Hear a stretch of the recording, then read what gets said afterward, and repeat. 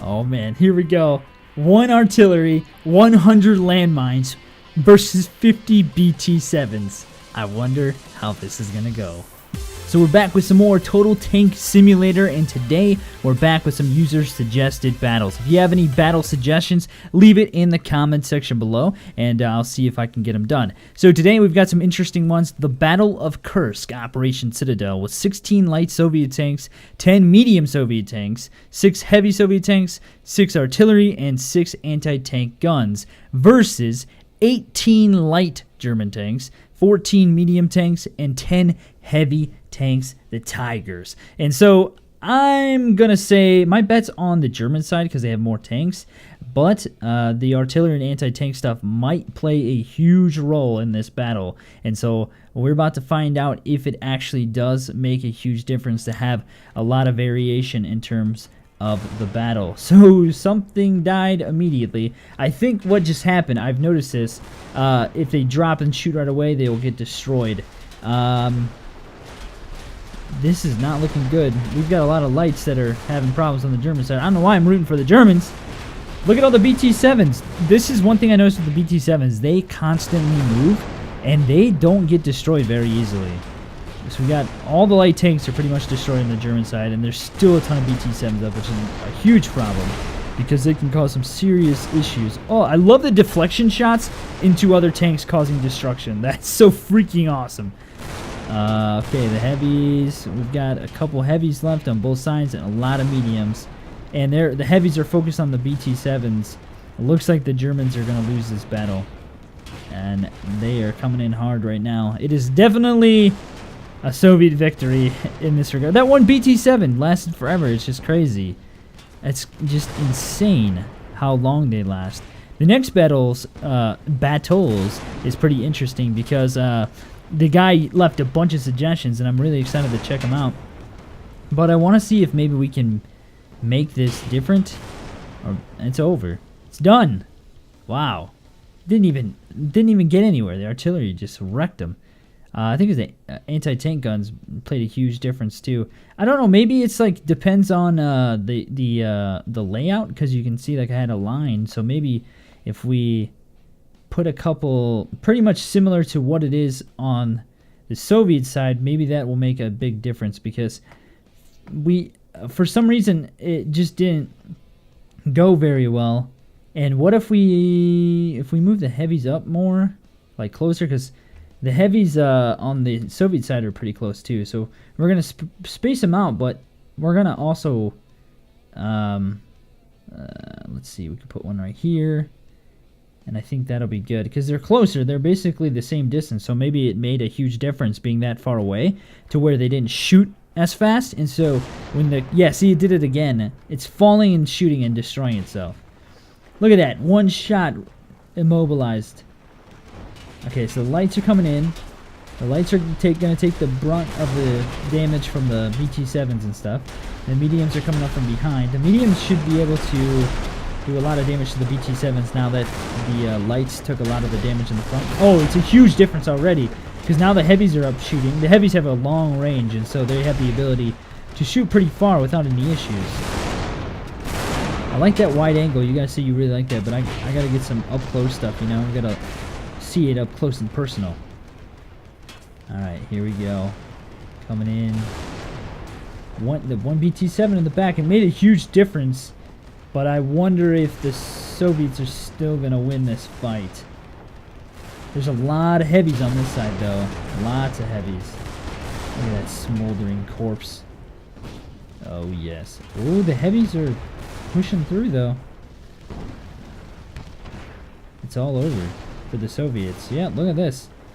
So now we just have artillery left. One medium. One lowly medium back there. He's gonna die. Don't, guys, go for the artillery. Don't go for the one tank that's alive. It's all over, guys. It's all over. It's a German victory. So it made a huge difference just with the placement alone. That's crazy. So I bet it's got to be pretty specific in terms of the layout and the strategy. Look at that artillery shot. Oh, hit the tree. Yeah, it's all over. That's it. German victory. Alright, so the cool thing is with the next clip is there are like a ton of battles, and so when I'm gonna pause this recording and resume, and hopefully have more battles set up, and in that way you guys can see all these different variations because they look pretty stinking cool. Alright, so here we go. We've got 10 BT7s versus 5 Panzer IIIs. This is by Tofu. So if you guys have any suggestions, like I said, make sure to leave them in the comment section below. Now, I'm going to put them up close, but I think there's an issue with doing this. They're going to fire at each other before it even lands, and so I might have to move them back and make them drive up. I think that's going to be the best way to test, because this is not going to go well, because the mediums aren't going to move, and the BT7s are going to flank. The BT7s all flank, the mediums do not move at all. And so we're probably going to have to push them back a bit. But my bet is that the BT7s still win. There's some power in numbers, you know? Okay, yeah, because the mediums aren't even moving. The BT7s are just flanking around. But, I mean, it could be beneficial to, like, have that, because the ones in the far right side here would get immobilized before the ones on the left side. But it doesn't really matter for the Germans because they don't move. Yeah, it's all over. It's over. They're gonna die. It's crazy to me that the BT7s take this long to die. The BT7 should die way easier than this. Look at that, like straight on shot to the side, and it's just ricocheting. Like what the heck, yo? It's nuts. Look at how it looks like machine gun fire because it's coming in so fast. Okay, so wow, not even a challenge. We're gonna move them back. But I think we're still going to see a very similar result to this, because I don't think it's going to make that much of a difference. So we'll start on this line right here in the corner, and then we'll do the same on this side. And I think that this will help with the results of the game. Here we go. Alright. This will be interesting because now they actually have to move up. But what's going to happen is they're going to move a little bit, and the mediums are just going to stop again. The medium tanks on the German side stop and fire. Hitting trees and stuff. The trees really actually play a huge role because they take shots, you know, so you can miss. We get a lot more immobilized in terms of BT7s. A lot more shots being hit. Some of them are smoking. Oh, are they smoking or are they just leaving trails? Those are the trees, actually. So 4 left on the... I mean, look at this. It's the same thing. The exact same result. It's not much different. There's some really interesting battles at the end, like a bunch of landmines versus a bunch of BT7s, and that should be really interesting to see like what happens, because this is just no contest right here. Okay, so this next battle is pretty interesting. It's 10 BT7s versus 5 PaK-40s. My guess is that the PaK-40s are gonna win. I have a feeling, because they can shoot very far away. They usually if they hit one shot, they immobilize, and so like you can already see, look at all of them that are immobilized already. Look at this carnage! The PaK-40's wrecking, but one shot can kill the PaK-40s pretty easily, so they've got to get pretty lucky here. Take them out. Wow! Look at this! Oh, that ricochet shot into another tank! That was epic. You guys need to rewind that and look at that. That was sick. It's over. Bouncing off the corpse and stuff. That's crazy. There it is. Wow, that was a crazy victory. That was like insanely quick. Okay, so the next one is going to be 1 Tiger versus 5 53Ks. That should... I'm going to say the Tiger's going to win, because, I mean, the Tiger... We've seen this situation, and then 1 Tiger took out like 8 of them. And so... I have a feeling that the Tiger's still going to pull this out, even though the 53Ks can do some massive damage. They're pointed the wrong way. So the Tiger, they fell the wrong way, so the Tiger's got some time, it looks like, to get up there before they're going to turn and shoot. Multiple shots coming in. This is scary. Oh my gosh. Bouncing shots. Oh, he's immobilized. That's okay. He can shoot far enough away. Whoa. Really? Wow. I did not think that was going to happen. What if we put the Tiger up towards the front here and see what happens if he's a little closer? Because he shot a lot further out. Uh-oh. What the heck was that?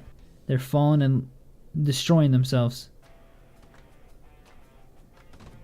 Oh, we might not be able to have the Tiger that close anyway, because they just start firing automatically, and so when they hit the ground, they fire and destroy themselves, and so you have to have the Tiger further back.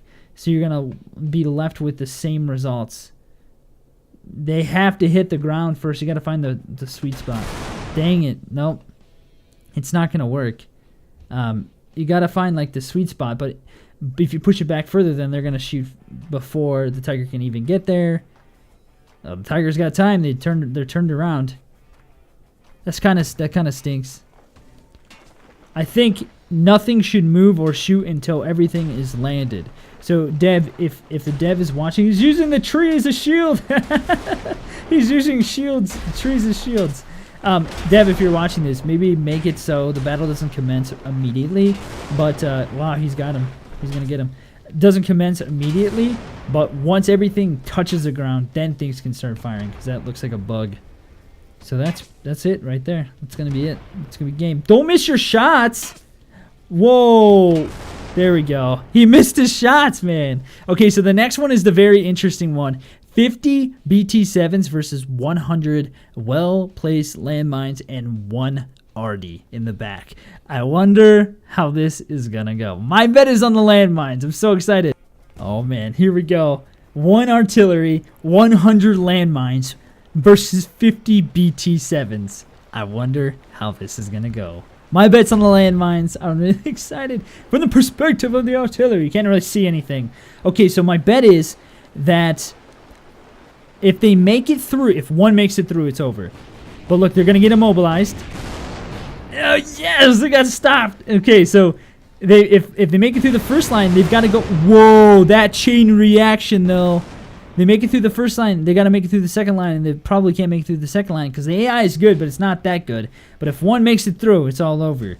So here's the cool thing I've noticed about landmines. Like right there, if a shot comes in on a landmine or on a tank that's by a landmine, and there's other tanks that are dead next to it, it'll set off a chain reaction and just blow them all up. Look at that. That's cool. Uh-oh. Uh-oh, here we go. This one's swerving and weaving and bobbing and doing everything it can. All it's going to take is one. Oh, yes! Got stuck. He got stuck. All it's going to take is one. One mine. That's all it's going to take. Done. Here it is. Here he is. I mean, one tank. He's going through. This one's going through. You dummy. He hit the mine, you dummy. Oh, look at that. Swerved out of the way to find the path with nothing in it. Oh, no. Don't go back to it. One mine left. I mean, one tank left. I keep saying mine. One tank left who made it through. That's GG.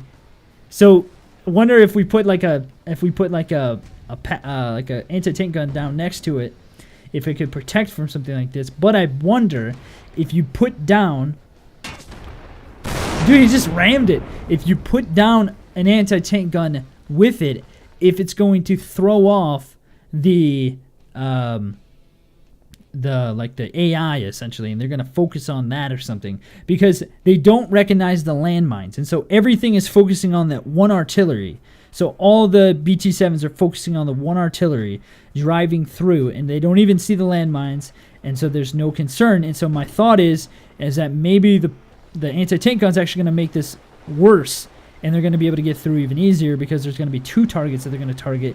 And so instead of converging to one spot, they're going to go in different directions and flank off and stuff. That's my bet. The landmine thing is sick. If you could have them like in a space them out. Wow, dude, even more got through. I knew it. Look at that chain reaction though. That's so cool. He stopped them though. He stopped them, but they can still shoot. No, it's the only hope, but there's still more coming. Wow. Well, guys, thank you so much for the suggestions. We're not doing campaign today. Hopefully, you guys enjoyed this video. If you did, click that thumbs up button below. Subscribe if you guys are new. Leave your comments for battles, and I'll see you guys in the next one.